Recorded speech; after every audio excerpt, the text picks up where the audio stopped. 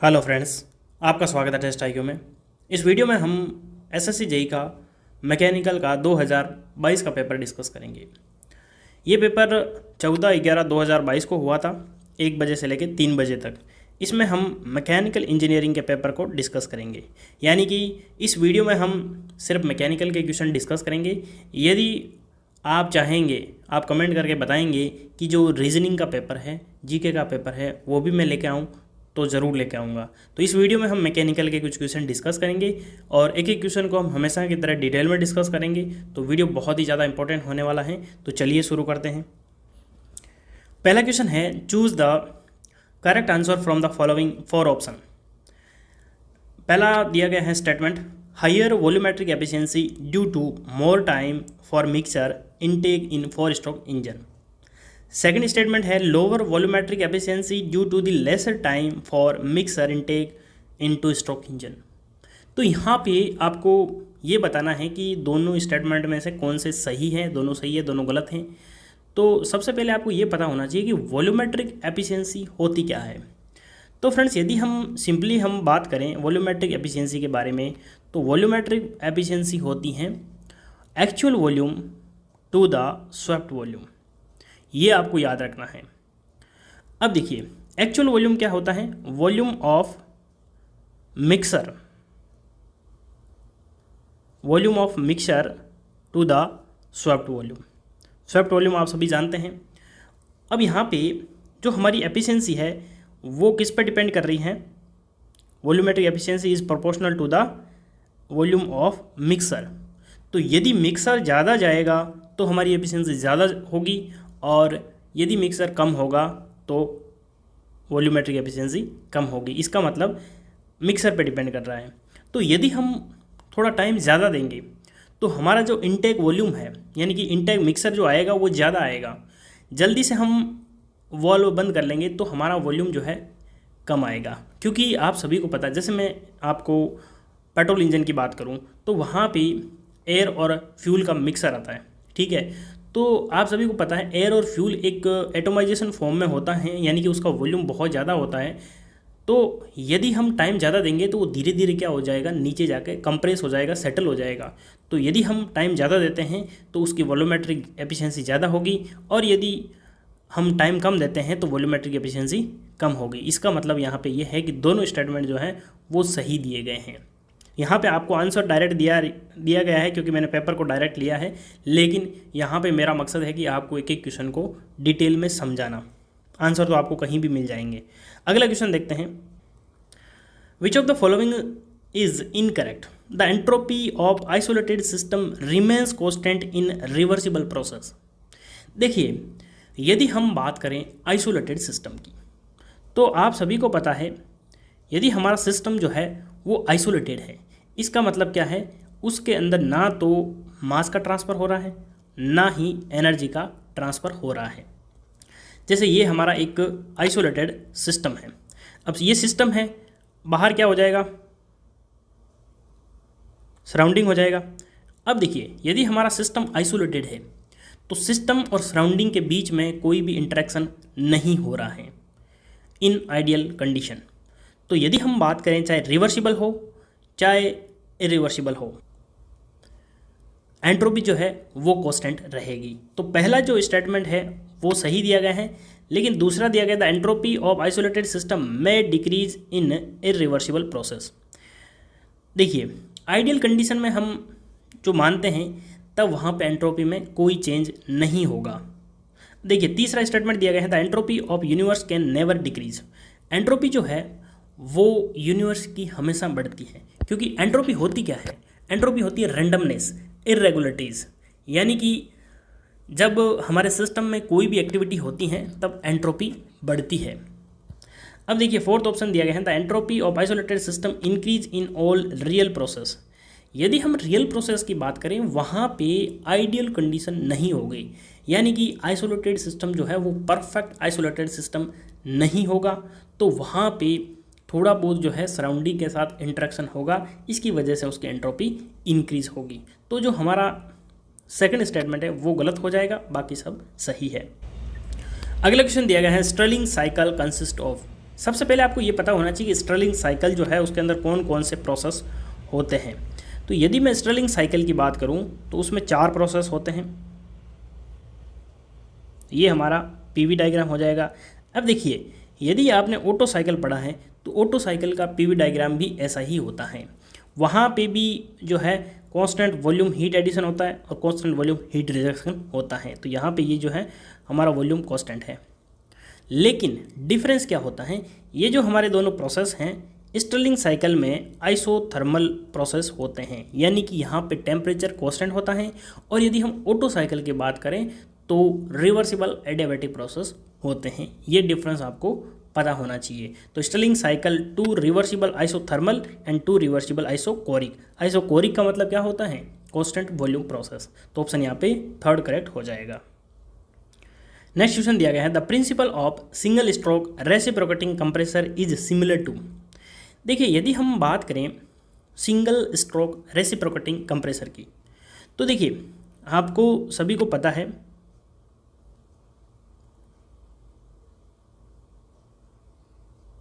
देखिए ये हमारा इनलेट वाल्व है, ये एग्जॉस्ट वाल्व है, ठीक है, और ये हमारा पिस्टन है। अब देखिए सिंगल स्ट्रोक रेसिप्रोकेटिंग कंप्रेसर जो होता है वो सिमिलर होता है आपकी 2 स्ट्रोक आईसी इंजन के, क्योंकि इसमें एक साथ जो है आपका इनटेक होगा और सीधा कंप्रेशन के साथ में एग्जिट हो जाएगा, यानी कि एक ही रिवोल्यूशन में हमारा साइकिल कंप्लीट हो जाएगा। नेक्स्ट क्वेश्चन है, the major use of an economiser. देखिए, एक तो होता है आपका इकोनोमाइजर, एक होता है आपका air pre heater. Air pre heater, अब देखिए इसके नाम से ही पता चल रहा है कि एयर प्री हीटर यानी कि जो हमारी एयर होती हैं उसको पहले ही हीट करेगा। तो पहले हीट कैसे करेगा, जो हमारी बॉयलर की जो एग्जॉस्ट गैसेज होती हैं उनका टेम्परेचर बहुत ज़्यादा होता है, तो सबसे पहले तो इकोनोमाइज़र लगा देते हैं। तो इकोनोमाइज़र का काम क्या होता है, वो वाटर को प्री हीट कर देता है उसी जो एग्जॉस्ट गैसेज हैं उसके टेम्परेचर से। फिर उसका टेम्परेचर कुछ कम हो जाएगा, तो वो जो टेम्परेचर कम हो जाएगा यानी कि उसकी हीट कम हो जाएगी, फिर उसके साथ में इनटेक एयर से गुजारते हैं, यानी कि जो एयर प्री हीटर लगा होता है उसमें से जो एयर होती हैं वो एग्जॉस्ट गैसेज के साथ में उसका टेम्परेचर ले लेती है और वो हीटअप हो जाती है। तो एयर प्री हीटर और इकोनोमाइज़र ये दोनों बॉयलर की एफिशिएंसी को इंक्रीज करते हैं। तो economiser is to heat up the incoming water by exhaust gases. Exhaust gases से हम यूज़ करते हैं, यानी कि हमारा मेन मकसद होता है कि बॉयलर की एफिशिएंसी को इंप्रूव करना, मैक्सिमम जो हीट होती है उसका यूटिलाइजेशन करना। अगला क्वेश्चन दिया गया है, which of the following is not a type of steam trap. अब स्टीम ट्रैप होता क्या है, स्टीम ट्रैप एक प्रकार का वाल्व होता है, ऑटोमेटिक वाल्व होता है जो स्टीम और कंडेंसेट को अलग करता है, यानी कि हमारा जो स्टीम होता है उसकी जो है उसका मैक्सिमम यूटिलाइजेशन करना। जो स्टीम ट्रैप होता है वो बकेट टाइप होता है, एक्सपांसन टाइप होता है और फ्लोट टाइप होता है, लेकिन कंप्रेशन टाइप नहीं होता। तो ऑप्शन यहाँ पे फर्स्ट करेक्ट हो जाएगा। For an incompressible flow the volume flow rate of fluid with a given area of flow increase with. तो इनकम्प्रेसिबल फ्लो की यदि हम बात करें तो वहाँ पे यदि हम वॉल्यूम फ्लो रेट को इंक्रीज़ कर देंगे, यानी कि यदि उसकी वेलोसिटी इंक्रीज़ कर देंगे, तब वहाँ पे जो हमारी फ्लो रेट है वो इंक्रीज़ हो जाएगी। क्योंकि फ्लो रेट वो क्या होता है, Q बराबर एरिया इंटू वेलोसिटी। तो यहाँ पे देखिए दिया क्या गया है, गिवन एरिया, यानी एरिया हमारा फिक्स है, तो किस पे डिपेंड करेगा, डिस्चार्ज वेलोसिटी पे। तो यदि हम वेलोसिटी इंक्रीज कर देंगे तो हमारा डिस्चार्ज भी इंक्रीज हो जाएगा। नेक्स्ट क्वेश्चन दिया गया है, टर्बो टर्बाइन। ध्यान से पढ़ना, turbo turbine is a non Pelton wheel impulse turbine which is designed for. तो देखिए टर्बो टर्बाइन जो होता है वो मीडियम हेड के लिए यूज होता है। तो ऑप्शन यहाँ पे हमारा फोर्थ करेक्ट हो जाएगा। और यदि आपको पूछे कि मीडियम हेड की रेंज क्या होती है, तो वो होती है आपके 15 to 300 मीटर। तो टर्बो टर्बाइन जो है वो मीडियम हेड के लिए यूज़ होता है। Steam separator is installed. सबसे पहले आपको ये पता होना चाहिए कि स्टीम सेपरेटर का काम क्या होता है। देखिए जब हमारी स्टीम जो जनरेट होती है उसमें कुछ वाटर की ड्रॉपलेट रह जाती हैं, उस वाटर की ड्रॉपलेट को अलग करने का काम जो होता है वो स्टीम सेपरेटर का काम होता है। यानी कि जो टरबाइन होता है उसके अंदर प्रॉपर स्टीम जानी चाहिए, वाटर की ड्रॉपलेट नहीं जानी चाहिए। तो वो जो है स्टीम इंजन के पास ही लगा होता है। तो ऑप्शन यहाँ पे सी करेक्ट हो जाएगा। The SI unit 1 cubic metre per second is equal to, तो 1 क्यूबिक का मतलब क्या होता है, 1000 लीटर पर सेकेंड दिया है तो पर सेकेंड हो जाएगा, क्योंकि यहाँ पे जो है लिक्विड का डिस्चार्ज की बात की गई है, क्योंकि फ्लो रेट की बात की है, क्योंकि रेट की जब हम बात करते हैं तो पर सेकेंड या पर यूनिट टाइम की बात करते हैं। तो 1 क्यूबिक का मतलब आप सभी को पता होगा 1000 लीटर होता है, तो पर सेकेंड पूछा है तो पर सेकेंड आ जाएगा। तो ऑप्शन यहाँ पे फर्स्ट करेक्ट हो जाएगा। विच of the following thermodynamic properties is the result of second law of thermodynamics. देखिए बहुत ही सिंपल है। फर्स्ट लॉ किसके बारे में बात करता है, एनर्जी के बारे में, यानी कि टोटल एनर्जी जो है वो कांस्टेंट है। जीरोथ लॉ किसके बारे में बात करता है, वो टेम्परेचर के बारे में बात करता है। और जो सेकंड लॉ है वो एंट्रोपी के बारे में बात करता है। तो ऑप्शन यहाँ पे थर्ड करेक्ट हो जाएगा। Clearance ratio of a reciprocating compressor is 0.03 if the ratio of suction to discharge volume is 8 then the volumetric efficiency of such compressor will be equal to. बहुत ही ज़्यादा सिंपल क्वेश्चन है। बस simple तब होगा जब आपको कंप्रेसर की जो रेसिप्रोकेटिंग कंप्रेसर होता है उसकी वॉल्यूमेट्रिक एफिशिएंसी का फॉर्मूला आपको पता होगा।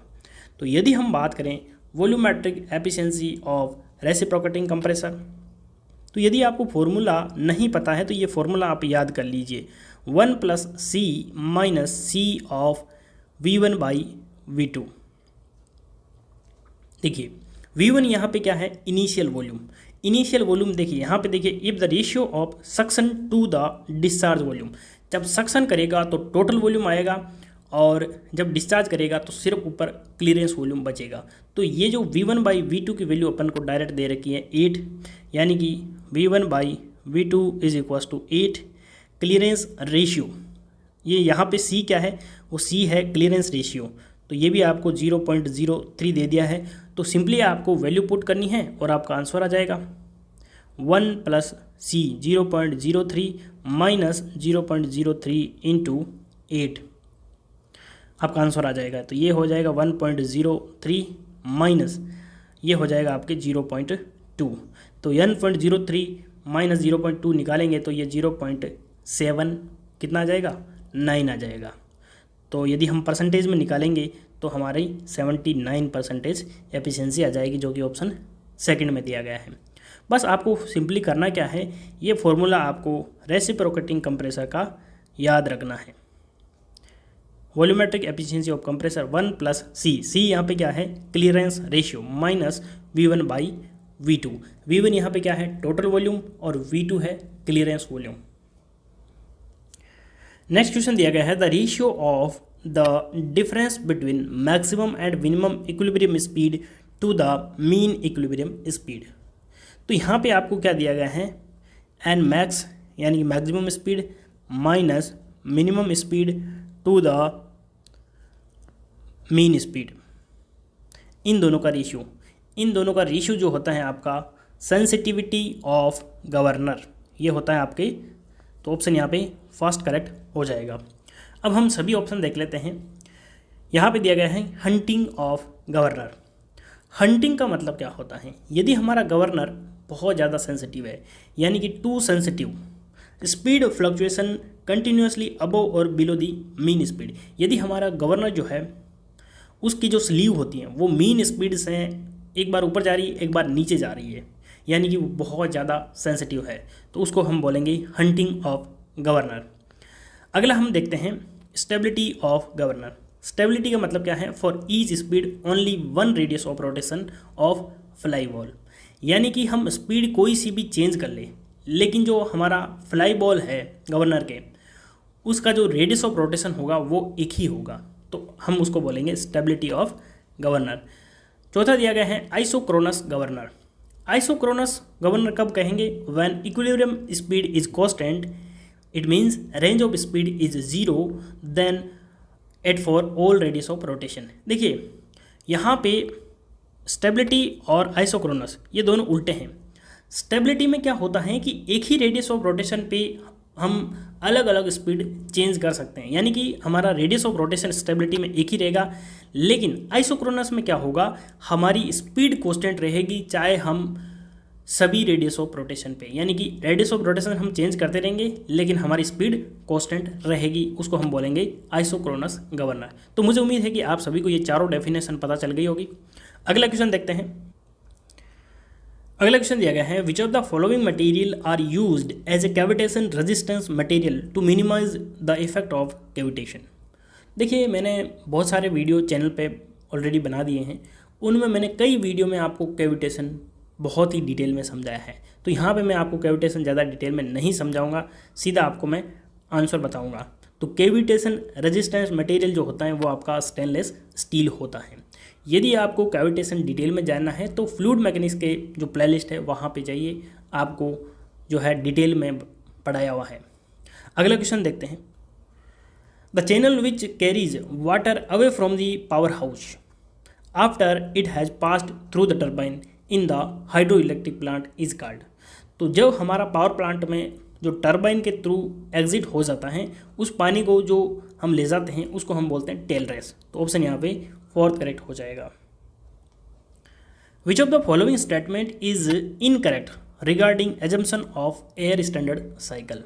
देखिए, यहाँ पे हम एयर स्टैंडर्ड साइकिल की बात कर रहे हैं, तो यदि हम आइडियल कंडीशन की बात करेंगे तो जो हमारी एयर होती हैं या फिर हम जो फ्यूल यूज़ करते हैं, क्योंकि एयर स्टैंडर्ड साइकिल में हम एयर यूज़ करते हैं, तो एयर जो होती है उसका केमिकल कंपोजिशन जो होता है वो चेंज नहीं होता है टेम्परेचर के साथ में, तो जो केमिकल कंपोजिशन होता है वो फिक्स होता है। तो पहला स्टेटमेंट जो है वो करेक्ट हो जाएगा। Heat losses to the surrounding is negligible. देखिए, हम आइडियल कंडीशन में मानते हैं कि जो हमारा एयर स्टैंडर्ड साइकिल में जो एयर है, जो प्रोसेस है उसके अंदर जो हीट लॉसेस हैं वो ज़ीरो होगी, यानी कि हमारा जो प्रोसेस होता है वो एडियाबैटिक प्रोसेस हम मानते हैं, रिवर्सिबल एडियाबैटिक प्रोसेस। तो एडियाबैटिक प्रोसेस में आप सभी को पता है हीट लॉसेस जीरो होता है।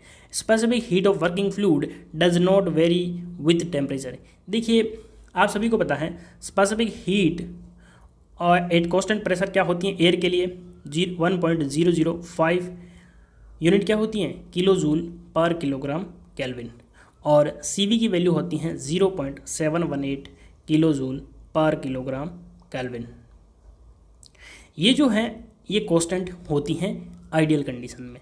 देखिए, जब टेम्परेचर बहुत ज़्यादा चेंज होता है तो हल्का सा इनमें चेंजेस आता है, लेकिन यहाँ पे हम स्टैंडर्ड साइकिल की बात कर रहे हैं तो वहाँ पे एयर के लिए हम कांस्टेंट मानते हैं स्पेसिफिक हीट की, क्योंकि हम कभी भी न्यूमेरिकल करते हैं तो CP और CV की वैल्यू हम एयर के लिए हमेशा फिक्स लेते हैं। CP की वैल्यू 1.005 और CV की वैल्यू होती है 0.718। इसका मतलब ये कांस्टेंट होती हैं, लेकिन सेकंड ऑप्शन में दिया गया है specific heat of working fluid varies with temperature, तो ये गलत हो जाएगा। Double feed pump is commonly employed for small size boiler, medium size boiler, large size boiler या फिर वेरी लार्ज साइज बॉयलर।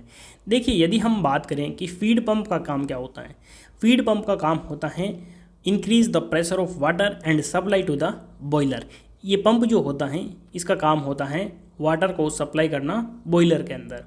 ये दो प्रकार के होते हैं, एक प्रकार का होता है आपका रेसिप्रोकेटिंग और दूसरा होता है रोटेरी। ठीक है, रेसिप्रोकेटिंग में भी दो प्रकार के होते हैं, एक तो आपका हो जाएगा सिंगल एक्टिंग, दूसरा हो जाएगा आपके डबल एक्टिंग। सिंगल एक्टिंग में क्या होता है कि एक बार वो सक करेगा फिर वो वापस डिस्चार्ज करेगा, तो यहाँ पे जो डिस्चार्ज होता है वो इंटरमिटेंट होता है।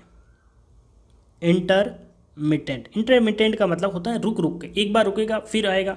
लेकिन डबल एक्टिंग के अंदर जो होता है वो हमारा डिस्चार्ज जो होता है वो कंटिन्यूस होता है।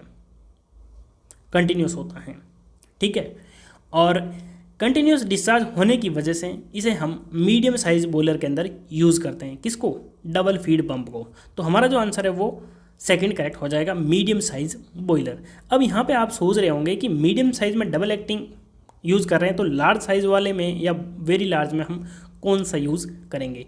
तो वेरी लार्ज के अंदर हम यूज़ करेंगे रोटेरी पंप। ठीक है, अब देखिए रोटेरी पंप में क्या होता है कि जो डिस्चार्ज होता है वो बहुत ज़्यादा होता है। इसकी वजह से हम लार्ज साइज बॉयलर के अंदर हम रोटरी फीड पंप यूज़ करेंगे। तो मुझे उम्मीद है कि आप सभी को ये चीज़ें क्लियर हुई होगी। अगला क्वेश्चन देखते हैं। अगला क्वेश्चन दिया गया है, which of the following mechanical gauge can be measure vacuum pressure by suitably modifying the graduation of dial and adjusting the pointer। तो हमारा जो आंसर है यहाँ पे बॉर्डन ट्यूब प्रेशर गेज हो जाएगा। देखिए, बॉर्डन ट्यूब प्रेशर गेज जो होता है ये हमेशा मेज़र करता है गेज प्रेशर। गेज प्रेशर, अब देखिए गेज प्रेशर जो है वो पॉजिटिव गेज प्रेशर भी मेज़र करता है और नेगेटिव गेज प्रेशर भी मेजर करता है। नेगेटिव गेज प्रेशर का मतलब होता है आपका वैक्यूम प्रेशर। तो यहाँ पे यही पूछा गया है कि वैक्यूम प्रेशर जो है वो कौन मेज़र करेगा, तो ये बॉर्डन ट्यूब प्रेशर गेज मेज़र करेंगी। देखिए इसकी जो रेंज होती है, यानी ये कहाँ तक कितना प्रेशर मेज़र कर सकता है, तो ये 50 मेगा पास्कल तक प्रेशर जो है मेज़र कर सकता है। अब ये होती कैसी है, ये सी शेप की जो है बॉर्डन ट्यूब होती हैं। यहाँ पे इसके अंदर जो है स्केल लगी होती हैं और यहाँ से ये जो है हमारा गेज प्रेशर मेज़र करती हैं। तो मुझे उम्मीद है कि आपको समझ में आया होगा। अगला क्वेश्चन देखते हैं। Atmospheric pressure is taken as datum in absolute pressure, gauge pressure, atmospheric pressure या फिर वैक्यूम प्रेशर। देखिए मैं ये क्वेश्चन कई बार करवा चुका हूँ। तो यदि हम बात करें बॉटम लाइन की, तो ये होता है हमारा एब्सोल्यूट ज़ीरो प्रेशर लाइन। यहाँ से हम जो भी प्रेशर मेज़र करेंगे उसको हम बोलेंगे एब्सोल्यूट प्रेशर। क्या बोलेंगे? Absolute pressure. लेकिन हमारा जो एटमॉस्फेयर है उसका कुछ प्रेशर होगा, तो वो होगा हमारा एटमॉस्फेरिक प्रेशर।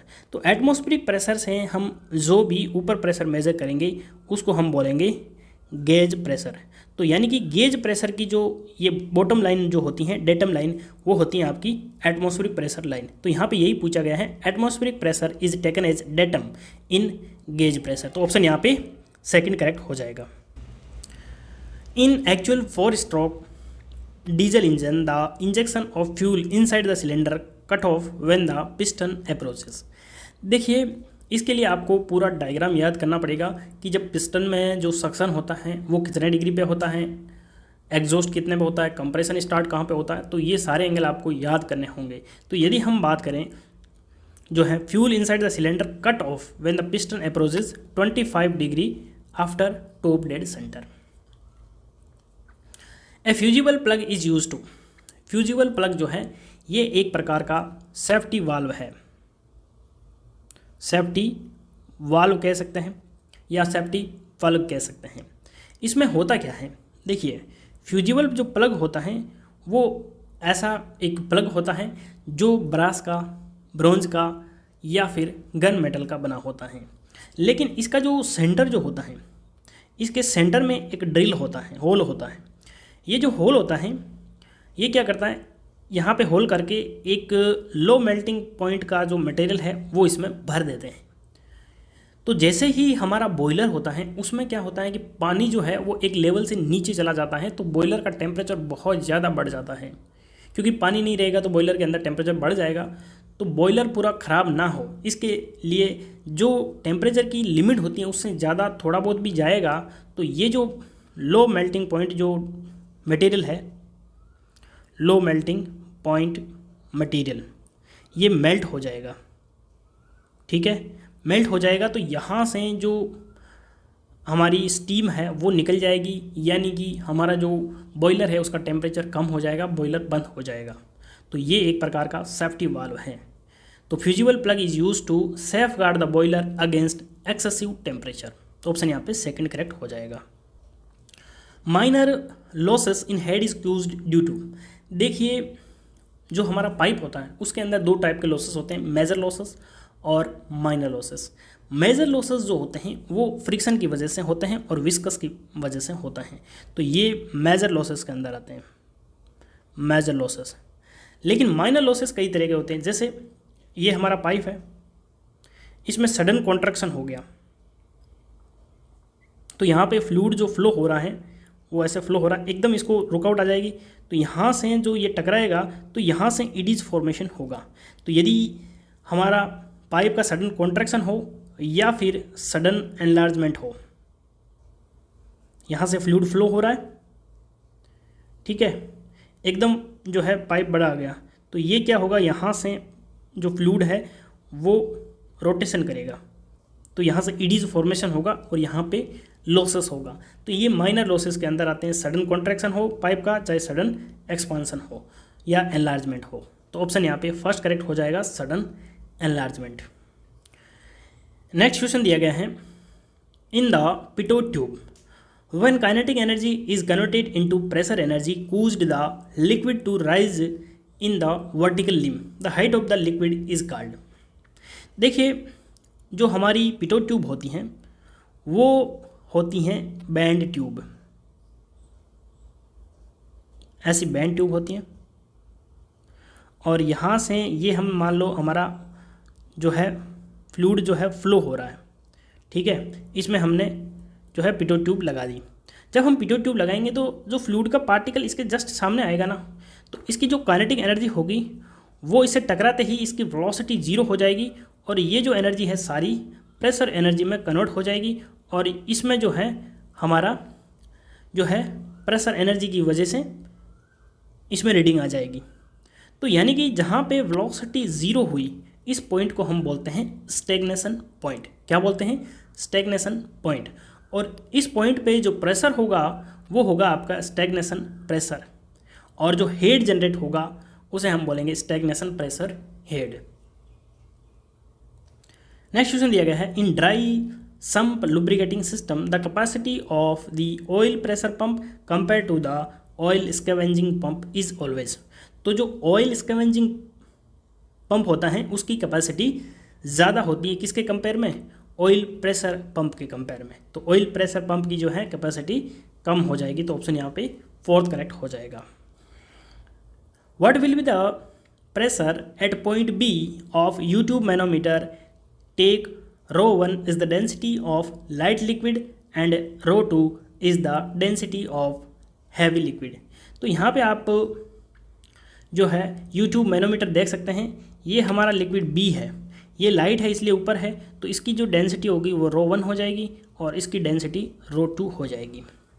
अब देखिए हमको प्रेशर निकालना है एट बी पॉइंट पे, तो देखिए इस बी पॉइंट पे जो प्रेशर होगा तो पी बी प्रेशर होगा।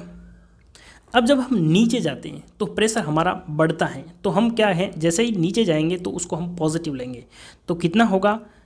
P बराबर होता है आपके ρgh। तो यहाँ पे डेंसिटी कितनी है? ऊपर वाला लिक्विड यहाँ तक h1 हाइट तक जाएगा तो कितना हो जाएगा? ρ1gh1। और नीचे जाएंगे तो हम इस A पॉइंट तक जाएंगे तो यहाँ पे लिक्विड कौन सा आ गया? ρ2 डेंसिटी वाला, G और H2। अब देखिए ये जो पॉइंट सेम हाइट पे है, तो इस जगह पे और इस जगह पे दोनों पे प्रेशर सेम होगा, तो यहाँ पे हो जाएगा प्रेशर 8.A। ये हमारी इक्वेशन हो जाएगी। लेकिन प्रेशर जो 8A है ये हमको ओपन टू द एटमॉस्फेयर है, और एटमॉस्फेयर का प्रेशर हमको दे नहीं रखा है, इसलिए हम इसको 0 मान लेंगे। तो हमारा जो इक्वेशन क्या हो जाएगा? PB बराबर, ये इधर जाएगा तो माइनस का हो जाएगा ρ1gh1 प्लस ρ2gh2। तो ये जो ऑप्शन है फर्स्ट में दिया गया, तो ऑप्शन यहाँ पे फर्स्ट करेक्ट हो जाएगा। तो मुझे उम्मीद है कि आप सभी को ये 25 क्वेश्चन समझ में आए होंगे। एक एक क्वेश्चन को हमने डिटेल में डिस्कस किया है। नेक्स्ट वीडियो में हम 26 से लेके 50 तक क्वेश्चन डिस्कस करेंगे। ऐसे करके हम 4 वीडियो के अंदर पूरा जो है पेपर डिस्कस कर लेंगे, और उसके बाद में हम 16 तारीख वाला पेपर भी डिस्कस कर लेंगे। तो यहाँ पे आपको वीडियो कैसा लगा कमेंट बॉक्स में ज़रूर बताना, और यदि आपको वीडियो पसंद आता है तो वीडियो को लाइक करें, अपने दोस्तों को शेयर ज़रूर करें, और कोई भी क्वेरी हो तो कमेंट बॉक्स में मुझे ज़रूर बताएं। और कोई भी क्वेश्चन में डाउट हो तो भी आप मुझे कमेंट करके बता सकते हैं। तो यदि चैनल पर नए हैं तो सब्सक्राइब ज़रूर कर लेना। वीडियो कंप्लीट देखने के लिए धन्यवाद। मिलते हैं अगले वीडियो में, तब तक के लिए जय हिंद।